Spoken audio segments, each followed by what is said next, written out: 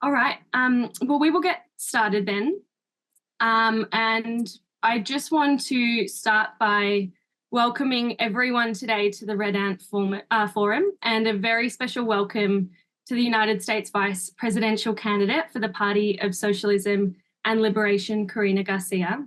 We are so excited to have you here, and it's a really great opportunity to meet with you today to speak directly about the campaign and the recent successes that you've had with the PSL in the United States.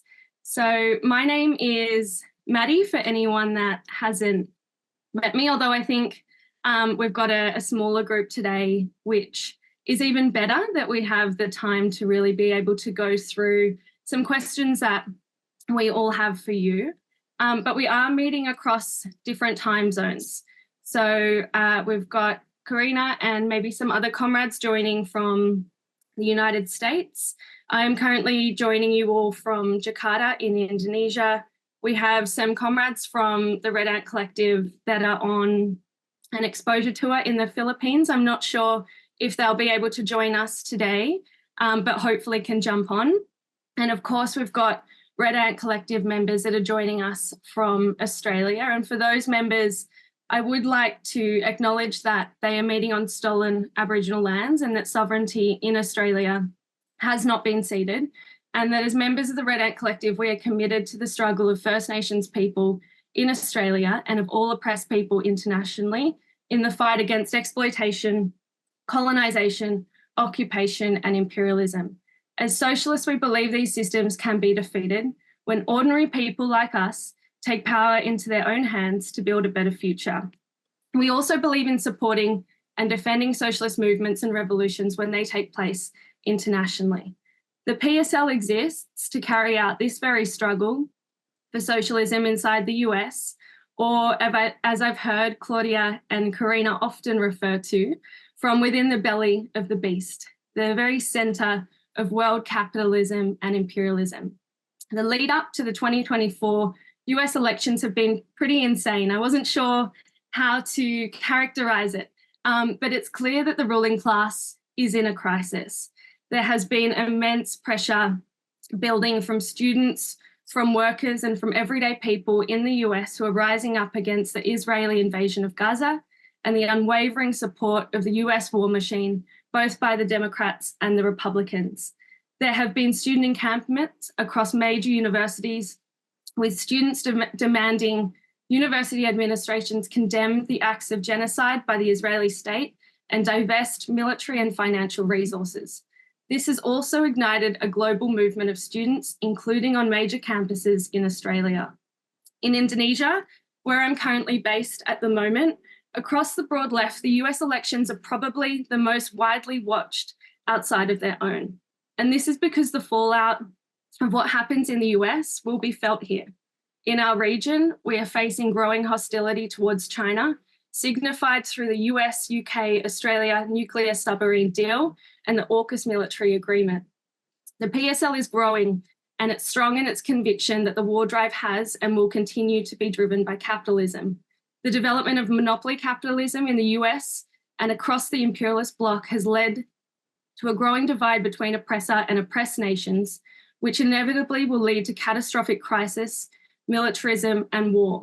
The only way for us to abolish this and the horrors of capitalism that we see, the privatisation of our basic rights, the reversal of reproductive healthcare rights, the rise of racism and xenophobia, the targeting of minority groups, the campaign of fear and hate against refugees and immigrants, the drive for war and the complete destruction of our environment is through socialism.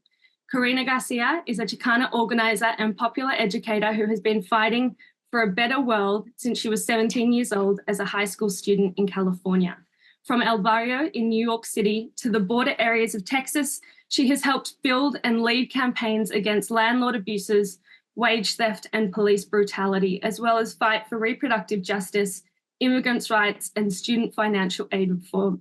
Karina believes above all in organising the power of the working class, organising with domestic workers and trafficking survivors in building their anti-wage theft and anti-trafficking campaigns, fighting alongside immigrant communities in New York City against ICE raids and Trump's vitriol, as well as representing her fellow educators in the United Federation of Teachers.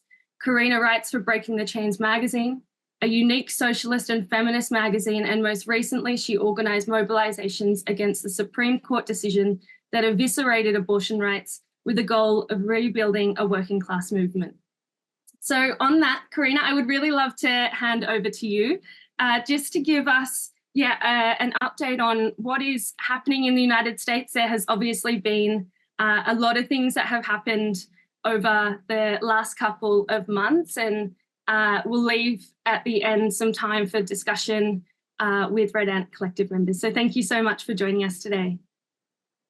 Well, thank you so much, Maddie, and thank you to the Red Ant Collective for this wonderful invitation. It's so important for us to be in dialogue with you all, to be able to share what's going on and to be able to find out about the struggles that you're involved in too. Obviously, we have the same enemy at the end of the day that is making all of our lives impossible. And the more and more that we're able to be around each other and to know each other, the stronger we'll be in all of the struggles that are to come. So thank you so much for having me and giving me this time to share a little bit about what's going on in the US, which I can't even imagine what it looks like from the outside world, as crazy as it is from the inside. So I'll start with the situation facing the working class. So inequality, it's been on the rise in this country for the last 50 years, but the cost of living crisis that we're going through right now is just overwhelming for millions of people. And of course, they never talk about that. You know, half the population at or near poverty. So many people who, it's one car accident, one medical bill away from being bankrupt, and of course, mountains of debt. The top 100 corporations, however, have been doing very well. Over the course of the pandemic, they, of course, took advantage of the pandemic, global health crisis, to price gouge the entire country, and really in every possible way. They jacked up the price of food, they jacked up the price of rent, housing, gas, health insurance, car insurance. It's incredible what they've done. But of course, they use, their same instruments, the media, to be able to justify this. And they use the excuse forever of supply chain problems to justify what they were doing. And when they got tired of using that, then it was inflation. And reality, they just jacked up the prices. And it's just been pure price gouging, plain and simple. And, they do as much, they brag about it even in their earnings calls. Because that's how arrogant they are in terms of their own power. So on top of all of this, the elimination of all of the COVID era protections, which for most other countries would be just the basic minimum, but our ruling class is particularly vile in terms of any social programs in this country. So the Democrats were responsible for getting rid of those protections. They passed a child tax credit. They did a stimulus. They did things that they always said were impossible to do, could never happen, but they ended up doing it themselves when they felt that things could actually get worse for them. So even without a lot of organization and a lot of sort of movement at the time, they went ahead and sort of anticipated the economic crisis that could happen. And so they did they passed a moratorium on evictions and foreclosure for a period. Something that, like I said, in 2008, when there was a huge economic crisis and millions of people lost their homes, they said that could never happen. How could it happen? But in 2020, when they were worried that things could really get outside of their hold, then they went ahead and did it themselves. And then after spending, all the news cycles justifying inflation and all the attacks on working class people, they sort of let that go.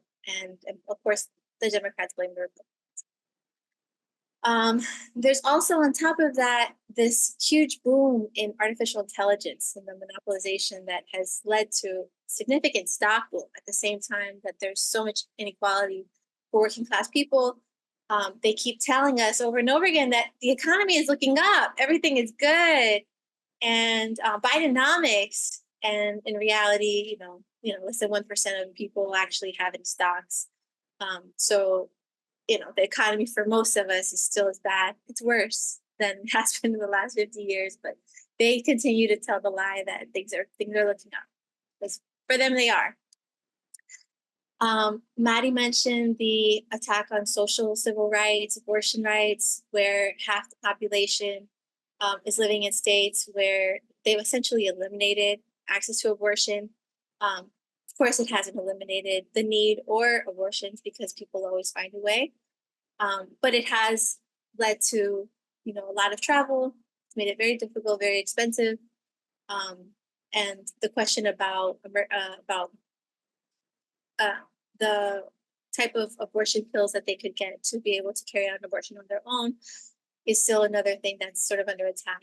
So even though this is something that the Democratic Party champions itself as the protectors of abortion rights, over the last 4 years, they've done nothing to actually protect abortion rights, not even to assist people who are in states where abortion is essentially banned. They use it as a way to get votes, they use it as a way to fundraise, but they've never codified it into law. And they haven't even used the most basic powers that they have to create any more services for people, to use federal lands, to use military clinics, to help people in any kind of way. They just hold it as something that the big bad Republicans did, and if you don't vote for me, well then abortion's gonna be banned everywhere. So this is the way that they're dealing with this, of course. But this is the battle that we're having, in not allowing them to continue to pass the buck. In previous times, buying a home was the way into the middle class for working class people. Now it's basically impossible. Throughout the pandemic, big investment firms bought up all of the single family homes all around the country, big Wall Street firms, and turned them into Airbnbs. And so people cannot compete with that. And so buying a home is very, very, very difficult at this time in this country. Of course, all of this continues to lead to the disenchantment, some demoralization, and also radicalization.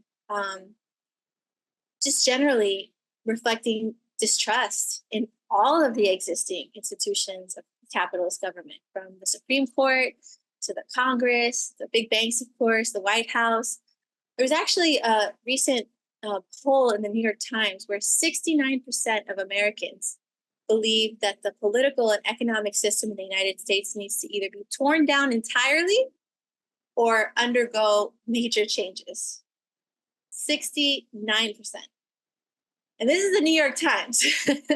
So it's like a strong majority of US voters who are dissatisfied with the state of the political and economic system in this country. So that is a big difference that we're seeing. And that's the way that it's translating into this campaign and into the growth of the party. It really can't be understated. We're using the campaign, of course, to talk about our own program. Our program speaks to these issues directly. One of the slogans that we have been popularizing is to seize the top 100 corporations, and in our different speaking tours, talking about what that is.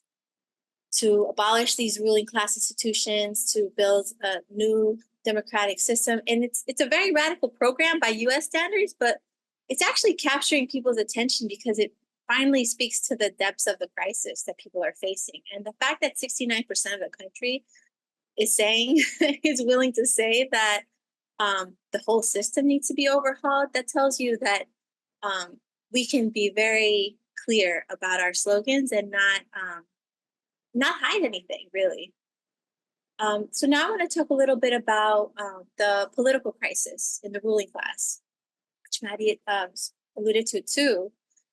So and I know you all have experience of the same thing.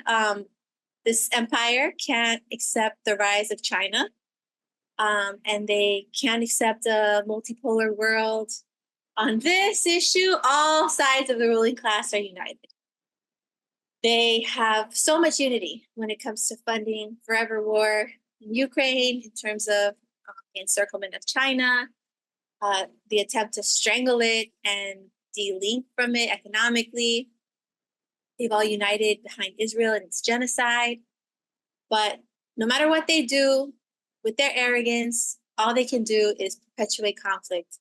But they can't actually shape the world the way that they want to. So it keeps backfiring, and it leads them to the same problems that they're trying to stop. And then they blame each other. So the Republican Party, in the Republican Party, there's been a total takeover of Trump, who is, of course, a complete demagogue, who does care only for himself.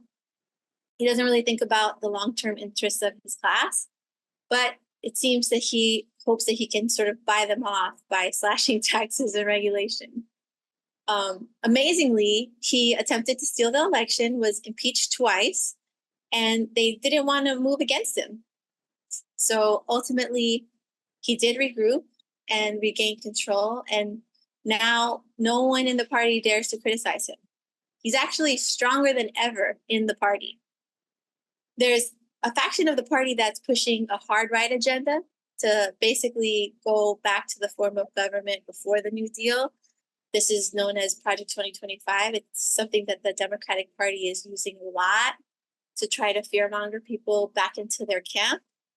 But Trump is distancing himself from it because it seems he understands that the working class has not actually moved to the right on all of these issues. Abortion rights, in particular, is something that is extremely popular in this country. And so he's sort of trying to hedge in that question. He did get a boost from the assassination attempt, especially among tech billionaires like Elon Musk and some who have lost all hope in the Democratic Party. But it's not like the working class has forgotten his first terms. But he is a sign of this decaying system, which brings me to the Democratic Party, Joe Biden. So Joe Biden, of course, failed on all of his promises for new social programs. Here in the United States, he called it Build Back Better. It was supposed to be the basics, community college, some family leave, some benefits for the working class. None of it ended up passing. And the genocide in particular has cost him dearly. So he pretty much didn't do anything since 2020, except say a lot of pro-police stuff, ban the flames of war. There was an infrastructure bill that did very little. Ultimately, though, he wasn't overthrown by the left of the Democratic Party. He was overthrown by a sector of the establishment. The establishment basically wanted to put a new face on the establishment, and they saw a unique opportunity to do this after his disastrous debate after the primaries. So there would be no Democratic progressive challenger. It didn't allow that. Kamala Harris has some real momentum now, in large part because she's just not Joe Biden. But it's short-lived in that she also represents all of the same policies. So that's sort of a little bit about the political situation, the political crisis of the ruling class. In terms of the challenges of the left, I wanted to share a little bit about what the campaign's been like, how we're using it, what we're thinking about it. So we are on the ballot in 22 states, and that's more than we've ever had before. There's no federal election standard or a way to be on in all of the ballots. You have to kind of go state by state. That's what makes it so difficult for third parties to actually have a chance in these elections. But the party has doubled in size since 2020. So this is a lot of young people's first campaign. And we've had a lot of growth, especially on TikTok and Instagram. The ruling class doesn't allow, the Democrats and the Republicans don't allow third parties to be in the debates. So really, all of the coverage or reach of the campaign is purely based on social media and based on our presence on the ground and our comrades in the different parts of the country who are involved in different struggles. But for the first time, TikTok has been a serious game changer for the party in terms of being able to reach a lot of young people. And in fact, we're meeting people every event that we go to who are just coming from TikTok. And it's really incredible. You can't tell at this point based on the views from the TikTok videos, which I think is so interesting. In the beginning, we kind of got a little bit of virality, but now the views are very low. And yet people are still coming from the events. And one of the things that they're saying is that their friends are sharing videos, not from even directly from our campaign sometimes, but other people talking about the campaign. So there's like a whole different world of it's like sort of social media influence that I don't think we'll ever really be able to kind of count, just because it's not in your views or whatever. Like it's just kind of translating when we have people on the ground and they can come to events. So that's been something very different from previous campaigns. Our party also played a leading role in the massive, constant mobilizations for Palestine, and that's really distinguished our campaign. That it's not something that we're trying to just give illusions about the system, but that it's actually a campaign that's in the streets week after week that's trying to build a movement. And that's anti-imperialist, something that, of course, neither party can do. So that's also been one of the sort of factors in the success of the campaign. I've also been campaigning at the border a lot recently. So I can speak a little bit about the immigration situation and how much it's obviously very serious. There's a lot of demagogy and scapegoating from both parties, but it is something that people are concerned about, but it's also not something that's impossible to talk about. When we say like the vast majority of the migrants who are coming from Cuba and Venezuela, and the sanctions on Cuba and Venezuela, like that would be, just that in and of itself, sort of demystifying the role that the United States plays in the rest of the world. That's something that's not that unknown. It's not very unknown for Latino communities for sure, but it's something that's growing more and more, especially with young people, as they've seen the role that the United States has played in Palestine. They've learned about what's going on in the Congo, Sudan. They're learning about, in Venezuela, of course, the media is very, very, very skewed here. But still, there is a significant new anti-imperialist movement that's been taking hold that is drawing the connections between the US policies abroad, how they affect us here, and that just in general is diminishing the credibility of the United States as any type of moral authority when it comes to global politics. So it's sort of easy for us in some ways to distinguish ourselves politically from both parties, since both parties scapegoat immigrants and basically are moving further and further to the right? Like people have been calling Biden the new Trump. And Kamala is the same thing. That said, there are real fears in the immigrant community with the scapegoating and with the talk of mass deportations. And there's also a history that we're sharing and that we're sort of bringing back to people about what it is that actually puts the far right back on in its place. And it's always been the movement. It's always been the mass movement. And so what we're seeing right now with Kamala, it's like deja vu, honestly. When I joined the party in 2006, and in 2008, Obama was elected. 2006 was the, mass movement for immigrant rights. This is when undocumented immigrants came out in huge numbers. They had the biggest demonstrations in U.S. history. At a time when everybody said they were too afraid and too, living in the shadows, too afraid to protest. And yet they had the biggest demonstrations in U.S. history all over the country, extended for months.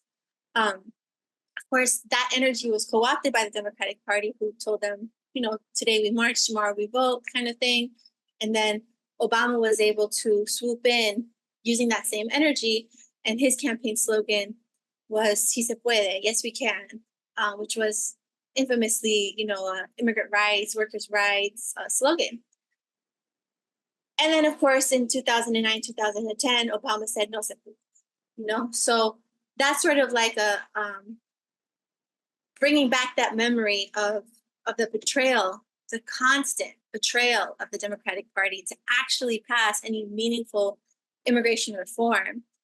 That's something that we've been hitting on a lot in this last stretch of the campaign. Well, last for me because I'm 8 months pregnant, but not for the whole campaign. That's something that we've been hitting at a lot to sort of push back against this really like absence of memory cheerleading that's happening for Kamala Harris right now, by the corporate media. But reminding people about the last 30 years of broken promises, about the scapegoating of immigrants, and then reminding them of what is the way that immigrant communities were able to get anything in this country. And the only, wasn't even like full legalization, but the only reform that passed during this whole period from 2006 to now for immigrant rights was DACA, the Deferred Action for Childhood Arrivals, which basically just gave them work papers. The only reason that young people were even able to get that is because undocumented youth targeted the offices of the Democratic Party. That's the only reason. They did sit-ins, they did demonstrations, they did protests, but they stopped just targeting the Republicans. They started targeting the Democrats and saying, put your money where your mouth is. And that's the only way they got even that little breadcrumb of reform. So that's kind of our task now, is to revive that memory, remind people of what actually makes a difference. And even when Trump was elected in 2016, that first time, immediately he came in strong with the Muslim ban, and immediately thousands of people around the country, stormed airports and had huge demonstrations, and he had to pull back from that. So that's the only real response to the rise in the far right, is for the people to be in motion. And the Democrats do a good job of sort of pulling that back and using the people as their backdrop, but this sort of reminding people of this history, of this betrayal, and pushing forward for our need to build a movement that's independent of them, that has our own demands. That's been something that has been both energizing and I think that distinguishes our campaign from a lot of the others, basically. So our assessment is that the left is at a crucial inflection point right now. There's not a lack of struggle or movements here, but really the infrastructure of left organization and ideology was broken after the fall of the Soviet Union, really even before that. And one reason the left has struggled to become visible, ideological, political force with a unique voice is that for too long, it's lined up behind the Democratic Party every 2 years. So people actually associate the left with Democrats, even though it's a right-wing party. That's kind of where we are. The threat of Trump, of course, is real, but honestly, the threat of a war with China or mass deportations or extreme inequality, genocide, all of that exists with both parties. And that's another part of our message that we've been sharing, and that also is true. It rings true to people, So we have to be ready to fight on day one of the next administration, regardless of who it is. And the way that we can signal that we're strong and that we're ready to fight is by having a historic Vote Socialist campaign, in addition to participating in all the struggles that we dedicate our lives to on a daily basis.